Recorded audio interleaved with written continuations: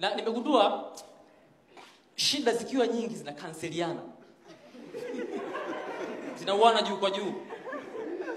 Shule yetu ilikuwa na shida kubwa sana ya uhaba wa madawati. Kubwa sana. Lakini ukija shule, wote wapo kwenye madawati. Ama aliyepo chini. Kumbe tatizo la utoro lilikuwa kubwa zaidi.